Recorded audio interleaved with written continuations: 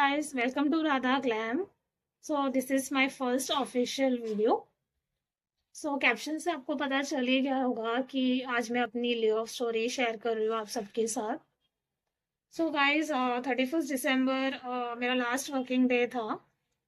सो ये न्यूज़ मुझे 15 या 20 डेज पहले ही मिली. लाइक 31 दिसंबर के पहले ही हमें इन्फॉर्म किया गया कि कंपनी लॉसेस फेस कर रही है और इसी रीज़न की वजह से हमारे टीम में ले ऑफ्स होंगे.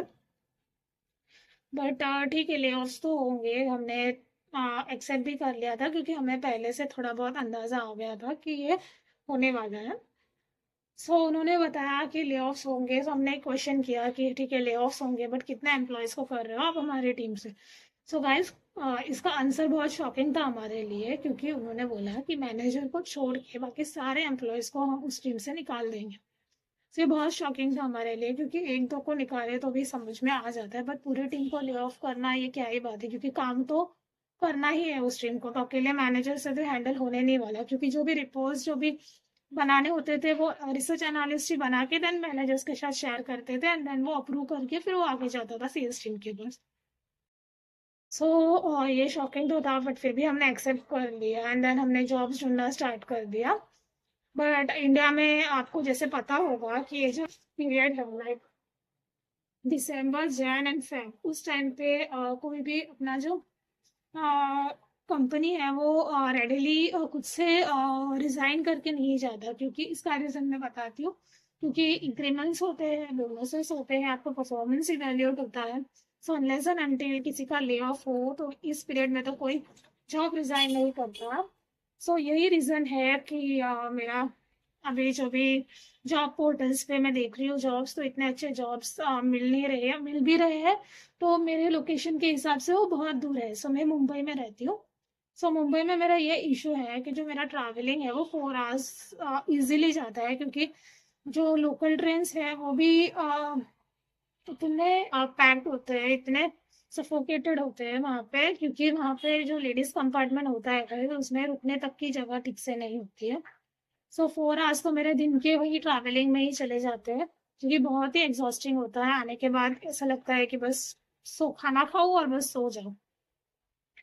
सो ये एक रीज़न है मेरा कि मुझे अब तो जो भी मैं देखूंगी रिमोट जॉब्स ही देखूंगी या फिर मैं ऐसा सोच रही हूँ कि मैं कुछ अपना खुद का बिजनेस स्टार्ट कर लूँ, छोटा ही सही, मेरे घर के पास हो ताकि वहाँ के सारे डिसीजंस मैं खुद ले सकूँ. बट अभी मैं वो भी रिसर्च कर रही हूँ लाइक कौन सा बिजनेस मैं कर सकती हूँ, क्या होगा उसमें, कैपिटल कितना लगेगा, रिस्क कितना होगा. सो वो सब चल रहा है गाइस. और अभी मैंने थोड़े बहुत कोर्सेज भी एनरोल किए हैं सो वो भी चल रहा है. बट पूरे दिन में मैं क्या ही करूँगी. सो उसी रीज़न की वजह से मैंने यूट्यूब पे वीडियोस डालना भी स्टार्ट किया है, इंस्टा पे भी स्टार्ट किया है.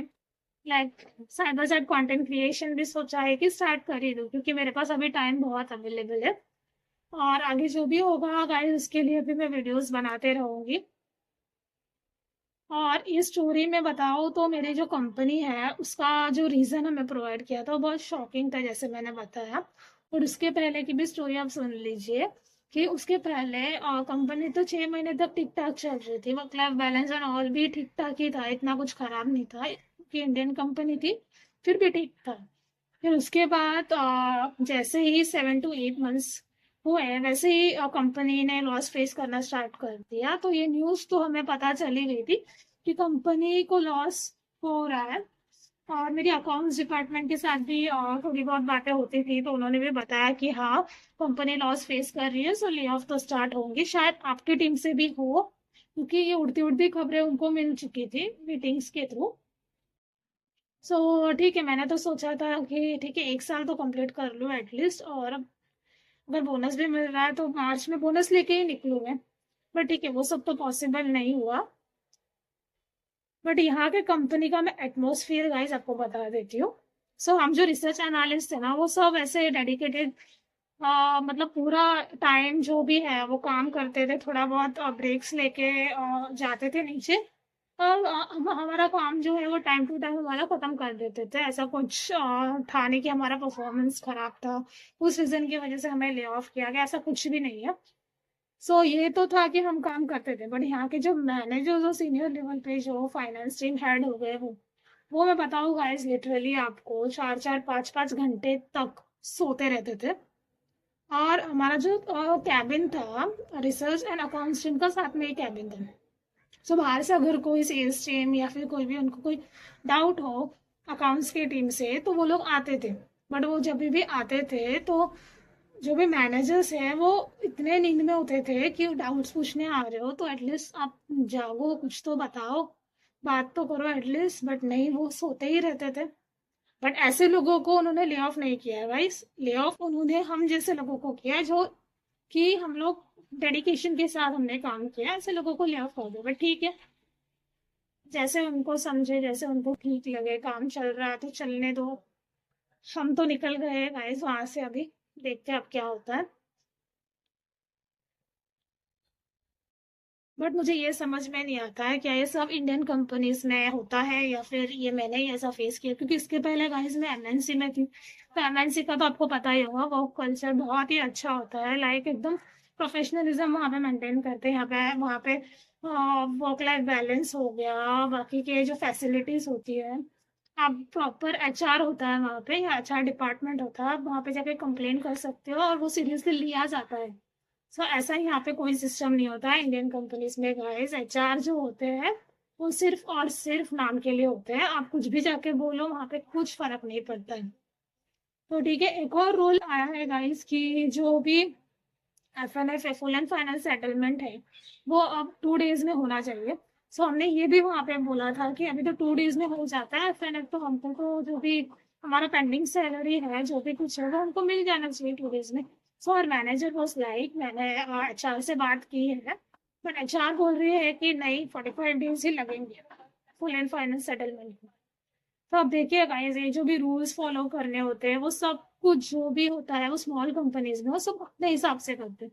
उनके लिए बाकी के रूल्स कोई मायने नहीं रखते, वो खुद के रूल्स खुद बनाते हैं और एम्प्लॉयज को फोर्स करते हैं कि आप इम्प्लीमेंट करो। जैसे कि जैसे ही 7-8 मंथ्स के बाद कंपनी लॉस फेस करने लगी, तो उन्होंने क्या करना चाहिए, उन्होंने वर्क करना चाहिए किस पे, कि हाँ ठीक है, हम क्लाइंट्स ढूंढेंगे, हम ज्यादा काम करेंगे, वर्क आवर्स बढ़ा देंगे, वो सब ठीक है। इन्होंने लोगों के खाने के टाइम से लेके, अगर आप 1 मिनट भी लेट आते हो तो लेट मार्क नहीं लगेगा, डायरेक्टली आपकी सैलरी डिडक्ट हो जाएगी।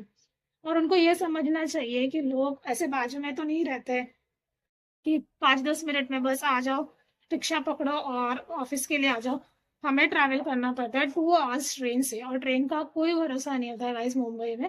अगर थोड़ा भी लेट हो गया तो हम, अगर ऑफिस 9 बजे की है तो हम निकलते थे 6:45 6:30 को घर से। उसके बावजूद कभी कभी हम लेट हो जाते थे, बट ये जेन्यून रीजन भी वो लोग एक्सेप्ट नहीं करते थे और वो सैलरी डिडक्ट करने लगते। चलो ये भी समझ में आ गया, ये हो रहा है। उसके बाद लिटरली गाइस वो हर एक इंडिविजुअल पे वॉच रखने लग गए, लाइक कौन क्या खा रहा है, कितने बजे क्या कर रहा है, कौन बाहर जाके कितना टाइम स्पेंड कर रहा है। चलो बाहर जाने के लिए भी मैं समझ सकती हूँ, बट खा भी रहा है तो कितने बजे खा रहा है, क्यों खा रहा है। सो डेस्क पे आपके कोई भी फूड आइटम्स दिखने नहीं चाहिए, ये एक रूल बना दिया था उन्होंने। ठीक है, वो भी समझ में आता है कि आपको प्रोफेशनलिज्म मेंटेन करना है। बट वहाँ का जो गाइस सीईओ था, वो जो भी उनके कुकिंग के लिए उन्होंने एक प्रॉपर क्या बोलते हैं उसको, बॉय रखा था, ऑफिस बॉय। सो वो उनके लिए कुक करता था वहीं पे। सो कुक क्या करता था, वो करता था cook non veg like fish and then chicken, एंड वो सब चिकन तो भी ठीक है, बट फिश का गाइस इतना स्मेल आता था, पूरा ऑफिस में इतना स्मेल आता था। तब आपकी प्रोफेशनलिज्म कहाँ जाती है, आप लोगों को बोलते हो कि कुछ खाना नहीं है, कुछ नहीं करना। हमारे जो क्लाइंट्स है वो आते हैं, उनको पैसे लगेगा, तो आपके क्लाइंट्स जब आते हैं तब फिश का स्मेल नहीं आता आपके क्लाइंट्स को। शॉकिंग। इसलिए गाइस, अगर आप जॉब कर भी रहे हो तो आप अगर प्रॉपर एमएनसी में कर रहे हो तो बेटर रहेगा। मैं भी वैसे ही देख रही हूँ, अगर प्रॉपर एमएनसी में हो, क्योंकि वहाँ पे वर्क लाइफ बैलेंस के अलावा वहाँ पे फैसिलिटीज होती है जहाँ आप वर्क फ्रॉम होम भी ऑप्ट कर सकते हो। तो बाकी के सारे फैसिलिटीज भी, जैसे कि इंश्योरेंस हो गया, या फिर लाइफ इंश्योरेंस हो गया, और बोनसेस हो गए, वो सब पॉलिसी से बहुत स्ट्रिक्ट होते हैं।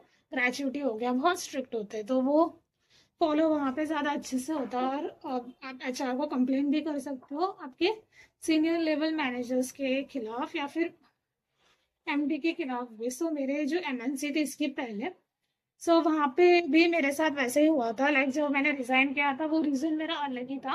वहाँ पे थोड़ा बहुत पॉलिटिक्स हुआ, मैं ऐसे नहीं बोलूँगी वहाँ पे पॉलिटिक्स नहीं होता, वहाँ भी होता है। वहाँ पे मेरा रीजन ये था कि वो लोग क्या करते थे, जो भी फ्रेशर्स आते थे ना गाइस, उनको वो लोग कम सैलरी पे ले लेते थे। और फ्रेशर्स आपको पता ही होंगे कि फ्रेशर्स थोड़े एनर्जेटिक होते हैं, थोड़े ऐसे, हाँ नया नया जॉब है, हम ज्यादा काम करेंगे, हम ज्यादा काम करेंगे, हम ज्यादा दिखेंगे, वो होता है। तो उनका रीजन वही था, वो लोग ज्यादा फ्रेशर्स अपॉइंट करते हैं। और जो भी सीनियर लेवल पे थे ना एनालिस्ट, उनको उन्होंने फिर लाइक टारगेट करना स्टार्ट कर दिया कि आप ये करो वो करो, नहीं हो रहा है तो फिर आपको हम दूसरा टास्क दे देंगे। बेसिकली वहाँ पे डिमोशन स्टार्ट हो गया था गाइस, लिटरली। और रीजन भी कुछ ऐसा नहीं था कि डिमोशन कर रहे हो, आपका परफॉर्मेंस खराब है, ऐसा कुछ नहीं। बस वो लोग आके बता रहे थे एंड देन हो रहा था। सो मैं बोलूँगी एमएनसी में भी गाइस होता है, वहाँ पे पॉलिटिक्स होते हैं। सो वो भी एक रीजन है। सो मेरा एक रीजन ये भी है कि मैं बिजनेस से स्टार्ट करूँ, तो ये सब झंझट चाहिए ही नहीं मुझे। और मुझे जैसे ही मैं बिजनेस के बारे में सोच रही हूँ गाइस, उसमें मुझे बहुत सारे क्वेश्चंस ये भी आ रहे हैं, मैं इतना इन्वेस्ट करूंगी तो ऐसा तो ना हो कि मेरा लॉस हो जाए। तो इसीलिए मैं प्रॉपर टाइम दे के अच्छे से रिसर्च करके फिर ही मैं कोई बिजनेस भी स्टार्ट करना चाहती हूँ। सो गाइस, अगर आपने भी ऐसा कोई ले ऑफ फेस किया हो आपके लाइफ में एंड देन फिर आपने कुछ अलग ट्राई किया हो, तो प्लीज़ मुझे कमेंट में बताइए, ताकि मुझे भी हेल्प हो और बाकी लोगों को भी हेल्प हो, क्योंकि ले ऑफ्स तो आजकल इतने हो रहे हैं कि पूछो मत। सो दैट्स इट गाइस, यही मेरी ले ऑफ स्टोरी थी। अभी देखते हैं आगे क्या होता है, जॉब मिलती है या फिर बिजनेस स्टार्ट होता है या फिर कंटेंट क्रिएटर बनती हूँ, देखते हैं अभी आगे क्या होता है। नेक्स्ट वीडियो तक bye bye, take care, Radhe Krishna, bye.